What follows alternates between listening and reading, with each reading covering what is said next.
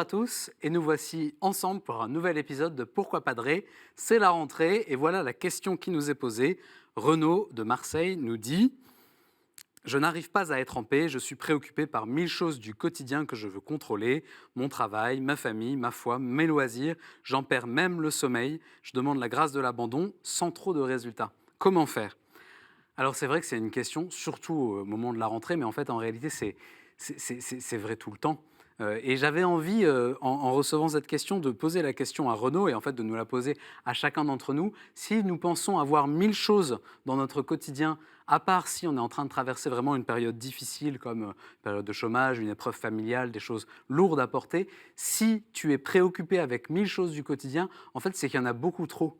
Et c'est qu'en fait, la source du problème, c'est pas forcément le quotidien qui est affreux, c'est la manière dont on se met en relation avec lui. Et j'ai quand même l'impression que souvent, et c'est spécialement vrai dans les périodes de rentrée, on essaye de correspondre à la personne idéale qu'on voudrait être. Alors ça dépend soit de l'idéal qu'on se fixe pour soi, soit de l'idéal que la société, le milieu social dans lequel on se trouve nous fixe. Mais alors il faut trouver toutes les activités parascolaires, il faut trouver les 1000 choses à faire pour la foi, et on finit par se démultiplier et se mettre une pression qui n'existe pas en réalité. Donc il me semble que la grâce de l'abandon qu'on demande dans la prière, c'est d'abord, de manière très simple et très pragmatique, la grâce du tri.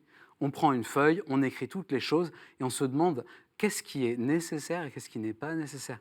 Il y a une autre manière de faire, vous savez, c'est les fameuses matrices là où on met l'urgent, non urgent, important, non important, et on met les choses dans les cases avec ce tableau à double entrée, et on finit par se rendre compte qu'il y a peut-être beaucoup de choses qui ne sont pas nécessaires. Et souvenez-vous du confinement, on s'est rendu compte finalement que beaucoup de choses pour lesquelles on courait n'étaient pas si nécessaires que ça, et qu'on a redécouvert la grâce d'une simplicité dans la vie familiale, par exemple, qui était vraiment bénéfique pour chacun avec moins d'activité.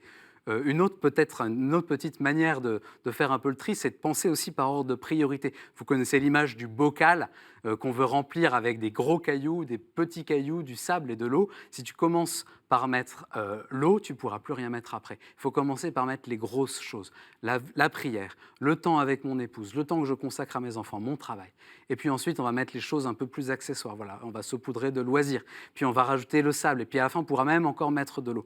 Réagissons par ordre de priorité. Voilà. Donc je crois pour cette question, avant d'aller faire de grandes supplications et des prières à n'en plus finir, il me semble qu'il faut être concret, pragmatique et de baisser la barre des exigences que nous nous mettons à nous-mêmes et qui nous épuisent avant même de commencer. La seule chose, en réalité, que nous avons à faire, ce n'est pas les 1000 choses d'une journée, c'est ce qui est maintenant devant moi, rien de plus. Alors, bon courage à tous, bon courage à Renaud, mais il y a beaucoup de Renaud parmi nous, c'est-à-dire chacun d'entre nous. Ne nous laissons pas dérouter par le quotidien et choisissons la simplicité heureuse. Merci pour cette question. Envoyez-nous beaucoup d'autres questions à l'adresse pourquoipadrer@ktotv.com ou avec le hashtag pourquoipadrer sur les réseaux sociaux. Retrouvez cette vidéo et beaucoup d'autres sur ktotv.com. À bientôt!